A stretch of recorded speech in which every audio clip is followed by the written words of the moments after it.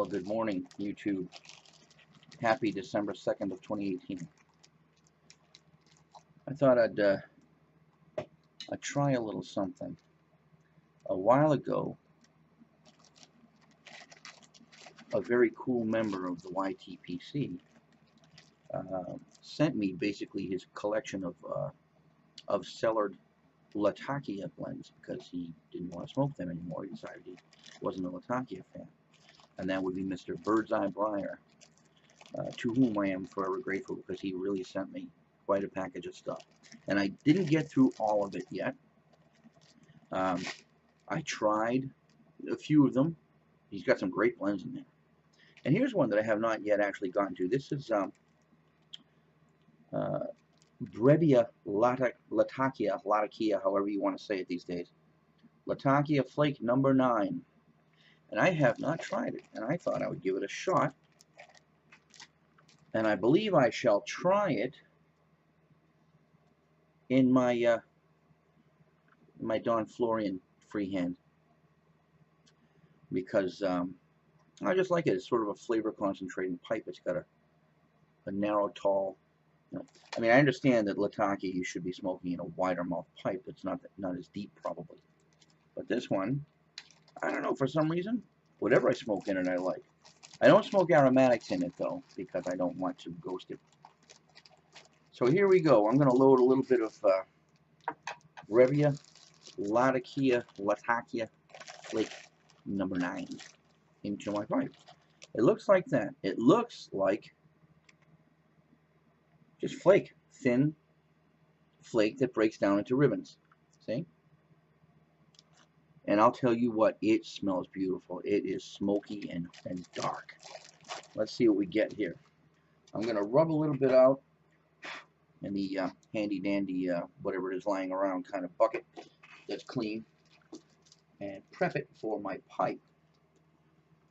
While I'm doing this, there's a subject I'd like to bring up. When I started my channel, hi Junie, Junie's down there. When I started my channel, part of the idea of the channel was not just tobacco and pipes and blends and reviews and that sort of thing, but also, believe it or not, I was going to touch on paranormal subjects. And one subject that has kind of risen to the top with me lately is not exactly paranormal, but cryptozoological. A couple of my friends out there already know what I'm going to mention because I've been really kind of into it lately.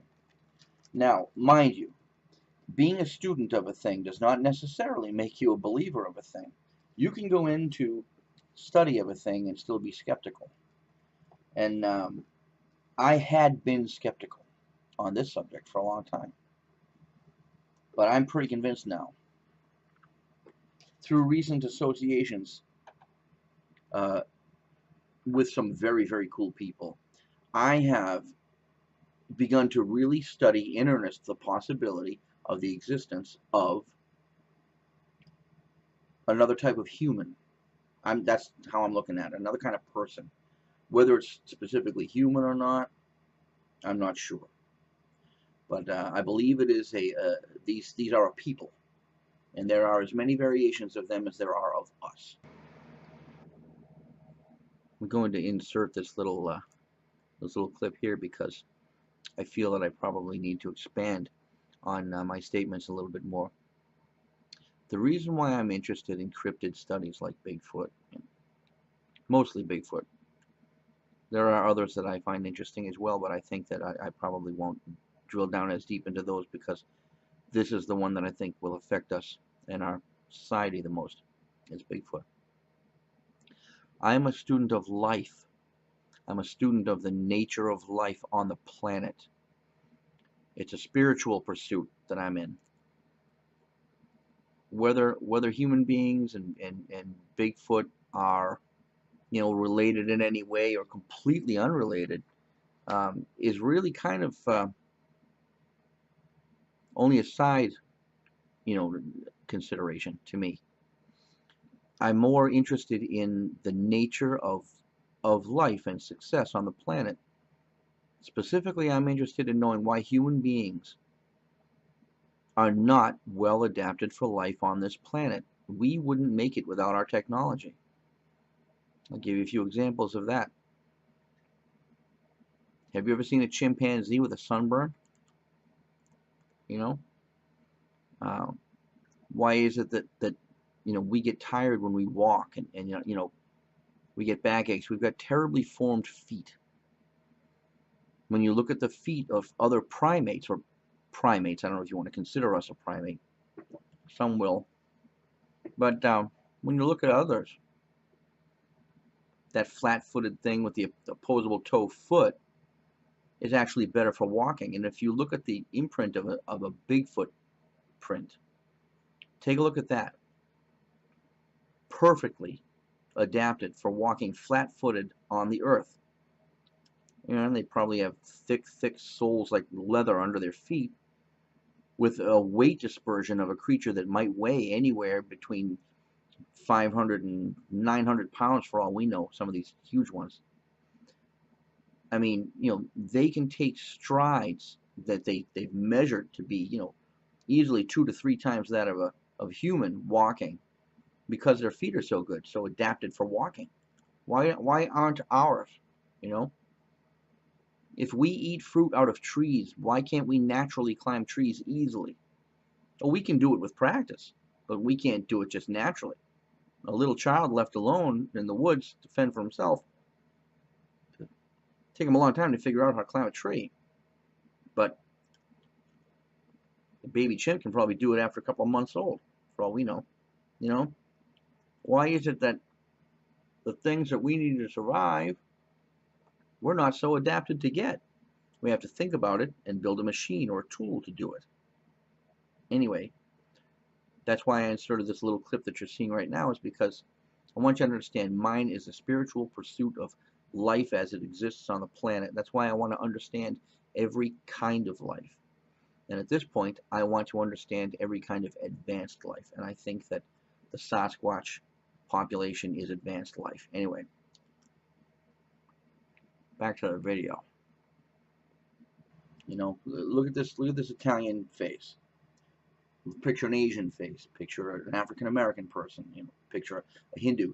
I mean, there are many variations of us, and some of us are as big as Shaquille O'Neal, and some of us are, just tiny. I mean, there's every variation, and there are times we could put 2 human beings next to each other, and if you were an alien, you would never guess they were the same species. In light of that sort of thinking, I've come to study and research the Bigfoot phenomenon. Bigfoot, Sasquatch, Yeti, Yeren, Almasti, whatever you want to call it. I think they live everywhere. And I think that the premise, can't use the word premise, I think that the basis probably of their evolution, as opposed to that of the human beings that we know, like you and me, is that they evolved to success on the planet without technology, whereas we evolved for success on the planet with technology. If that were true, that would mean that the natural talents, gifts, tools that other creatures have, much like the other wildlife that you see, the tools have adapted to their environment. Now, one example that I've heard mentioned is, for instance, and there are a few examples. You take the panda bear, okay, out of China. If somebody had told you 200 years ago that there's a big fat bear who eats bamboo and is black and white, living in an almost all green environment, and it's a non-aggressive, almost friendly sort of animal. If you told that to someone, they would have said, "You're out of your mind. There's no kind of bear like that. Bears don't do that." Well, without going into all the details, somebody found one, and they said, "Wow, we found one that proves their existence. They really are out there. Let's go get another one."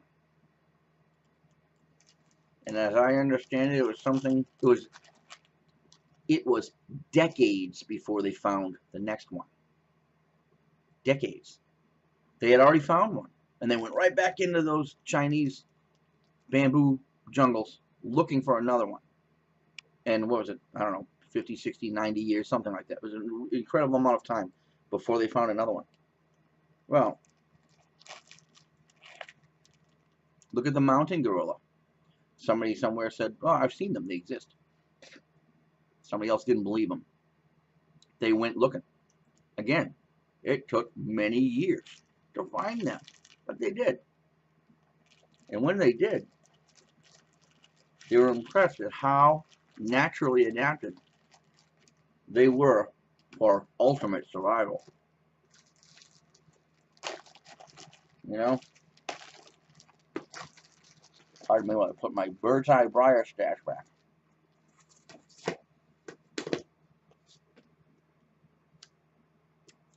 Thank you, bird's eye. You're the man. Now, back to Bigfoot. People will say, we've never had a body. We've never seen good evidence. Well, the fact is, they do have bodies. They have hair. They have feces. They have skeletons of these things. But you know what? Mainstream media has been instructed not to propagate that knowledge. Okay? Call me whatever you want. This is not tinfoil, but I know what you're thinking.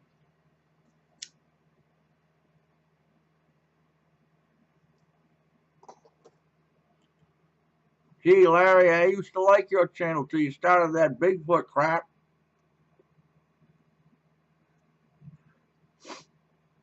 You can still like my channel. It's not crap. Bigfoot was only popularized when that sensational footage really came out in 1967. That Patterson-Gimlin tape that you've probably seen of Patty, the one that's walking and then she turns and she looks. No. People cried hoax on that. Sorry. Let's get back to Tobacco World for a second.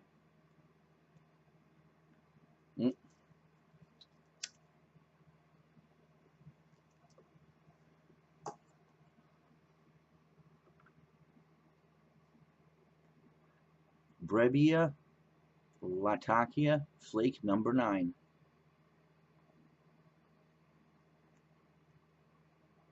Is awesome.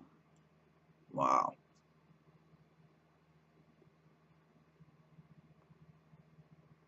Oh, wow.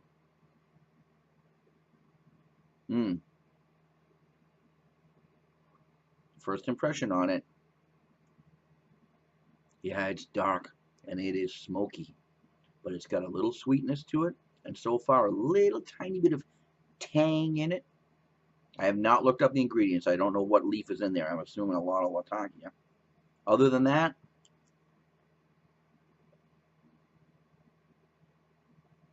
well, it's going out because it's a big, cold pipe.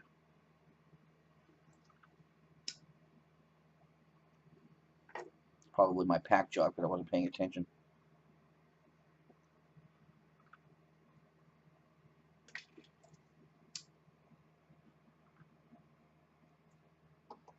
There you go. I'm going to go out again because I plan on continuing to yak. So, back to yakking. There's all kinds of evidence that's been collected on this animal. Call it an animal, if you will. I tend to call it a people. They have personality traits that are as variant as human beings. There are those who are aggressive. There are those who are passive. Some have been reported as being peaceful. Some have been reported as being curious. Their young are as mischievous as ours are. And people have habituated in areas where these things are prevalent and come to know them, and it's been there are so many stories, anecdotal stories of evidence my grandfather had these on his property, or they used to invade his farm and steal his watermelons and whatever else. And down south they call them wood boogers. Toward Canada they call them Sasquatch. And of course out in the Pacific Northwest they call them Bigfoot, named after their footprints.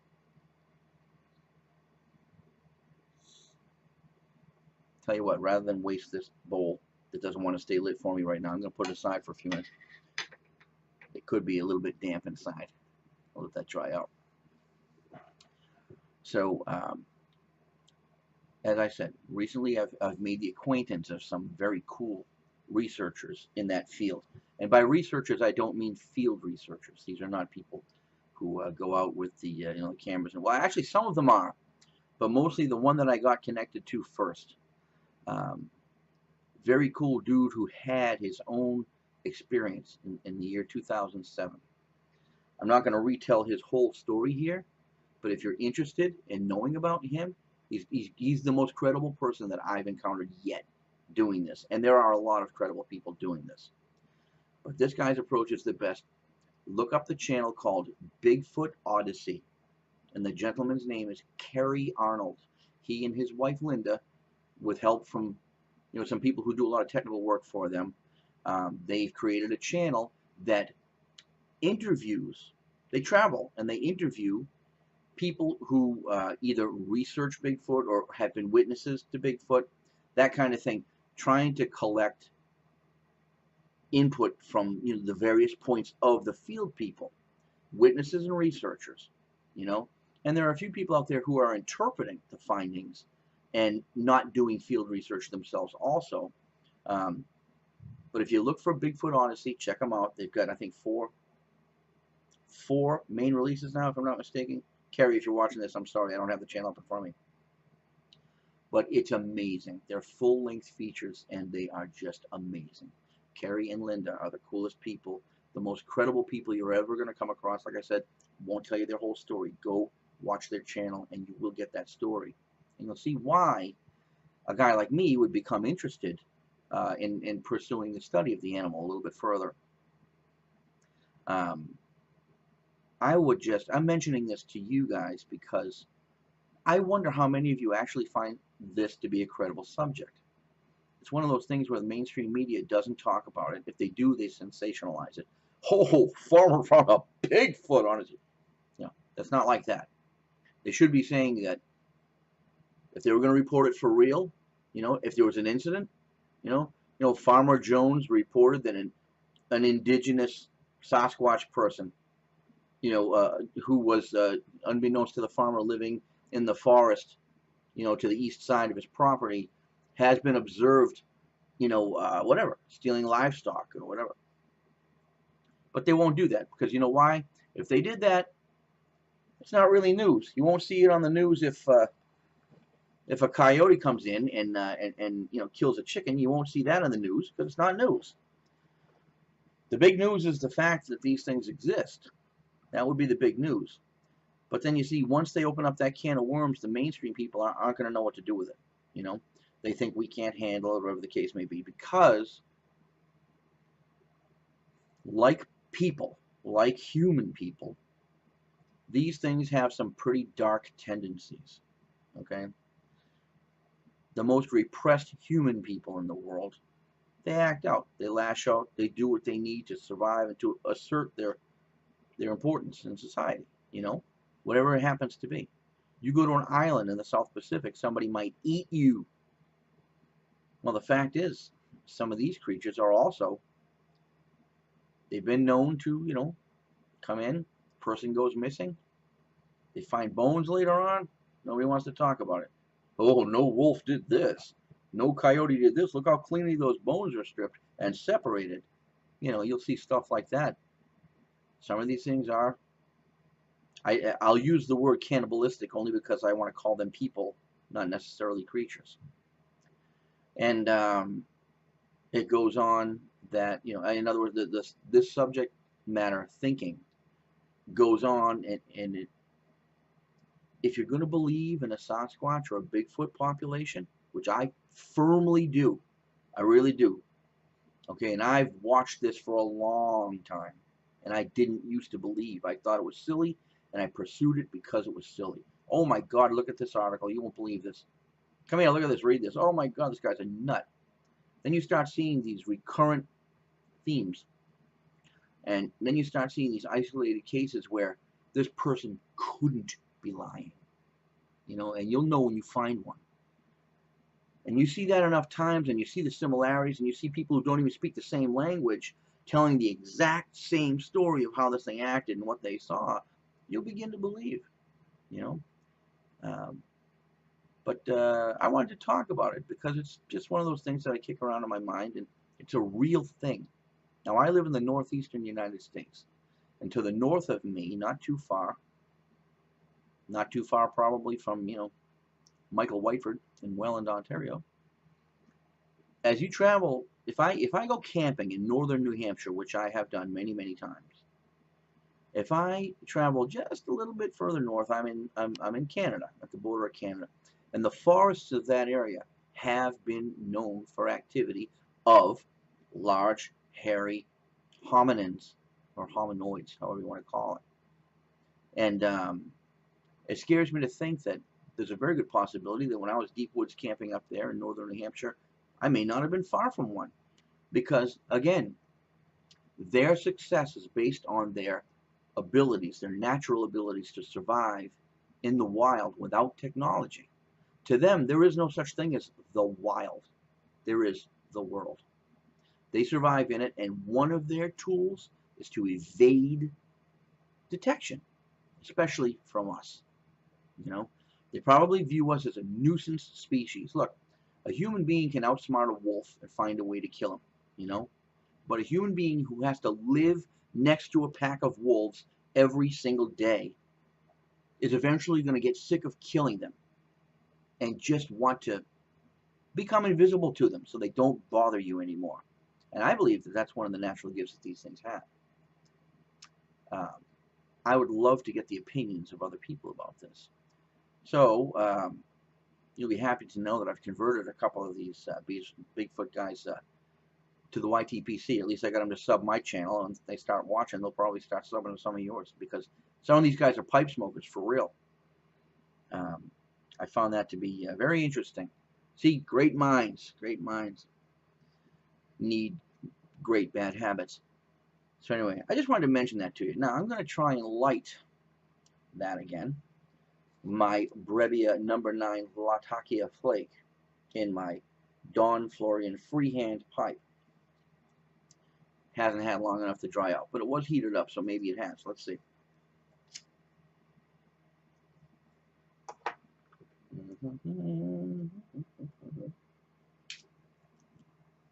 Oh my God, it's even better on the second relight. Oh, I'm loving that. If you've never tried Brebbia Latakia No. 9 Flake, and you're a Latakia lover like I am, give that one a shot. I'm telling you right now. If you give number 9 Latakia Flake a shot, try some other Brebbia products. Who knows? Maybe they're all of this kind of quality. I find that that's usually the case with tobacco brands. If you try one and it's awesome, chances are the other ones are also awesome. Well, anyway, that's my subject matter chat of the day on a rainy, cold Sunday, December 2nd, 2018, here in Grafton, Massachusetts. I hope all is well with everyone. I hope everybody's getting their Christmas shopping done, if that applies to you. And if Christmas shopping doesn't apply to you, then I'm just going to say season's greetings and wishing you all the happiness of the holidays, whatever they happen to be for you. So go check out Bigfoot Odyssey. And then from there, you'll see other channels commenting under them. Go to those channels too. Take a look. Look into the subject. Let me know what you think. Thanks for tuning in, and take care, guys.